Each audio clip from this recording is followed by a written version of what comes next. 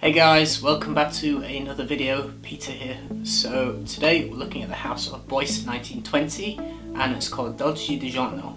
So this is actually really nice. I would say this is probably one of the nicest fragrances I've tried this year. It opens up with citruses, most prominent being grapefruit, and you get spices. It's actually quite peppery. So there's a lot of pepper, you're going to notice cardamom, and you're definitely going to notice just a little bit of cinnamon. It's a really nice opening. As it develops into the mid, there's a note of prune in here, which is, plummy. It smells like plum. So imagine a slightly spiced sweet plum, but it's not overly sweet, and it's balanced really nicely with a variety of woods. There's sandalwood, cedarwood and GUAIAC wood, and I think you actually can pick them all out individually. You get the sense of the smoothness of sandalwood, you definitely get the GUAIAC wood, you get the raw roughness of the cedar. You can pick them out individually, and it's blended with this I don't think it's overly plummy. I don't think it screams plum, but there is a fruitiness to it, and it's infused with vanilla. I think the feel that it gives me is almost, I don't want to say powdery because I think that might put people off, but there is like a soft, cloudy, almost powder-like feel to it, which I think is the combination of the sandalwood and the vanilla. That tends to have that kind of feel, if you're familiar with how that effect is. It has that to it, which I actually think is really nice.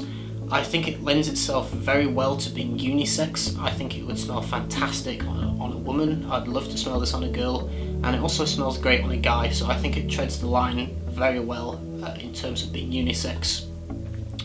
The dry down on my skin was actually quite simple. I was expecting a little bit more from the dry down, but essentially on my skin I get sandalwood, vanilla, amber and a tiny little bit of patchouli, and I do struggle with patchouli if I'm honest. Sometimes I just don't smell it in a fragrance, even though it is there, I just don't pick it up. I don't know why. I think I get a hint of it in here, but to me it's not strong. It is really nice, but the dry down is very simple. You will notice more of an ambery kind of accord coming through, mixed with like a sandalwood and vanilla. It's very simple. In terms of performance for this, on my skin it was only about 8 hours. I did expect longer, to be honest, but I got 8 hours with 1 hour of projection, modest projection. It doesn't shout. I do think this is a really good fragrance. It smells great. I will say in the mid, I forgot to mention, there is something fresh that comes through, and I can't explain what it is. I don't want to say menthol because I think that gives the wrong impression, but that kind of effect when you smell like menthol or something like a Vicks Vapor Rub, that fresh blast that clears your nose, it has an element of that, just a subtle hint of it in the middle. But it's nice. I mean, that smells really good. I just don't know what it is. I don't know how to describe it, but it's fresh. At first I did think it was the grapefruit that was like lingering and going into the mid, and the sourness of the grapefruit giving it this fresh blast, but I don't think it's that. I think that there is an individual note in there that's doing it, and I'm just honestly not sure what. But it smells great. I do think this is really well balanced. I don't think it could be much better for what it's trying to aim for. I think the sweetness isn't too hyper sweet. It's a nice level of sweetness mixed with a nice level of woods, mixed with a nice level of spice, and it just comes together smelling just really great. I think you would say this could be like a crowd pleaser. I think this would appeal to a lot of people. I don't think you can go too far wrong if you were to wear this.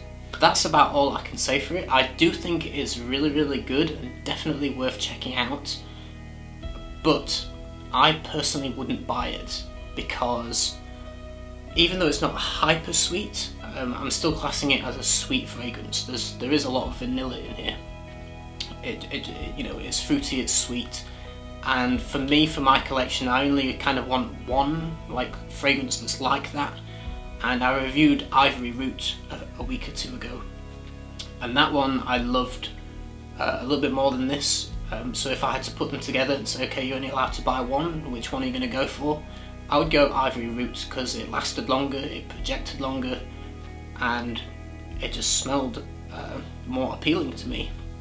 So I wouldn't buy this one just for that reason. I don't want a massive collection of just things I vaguely like.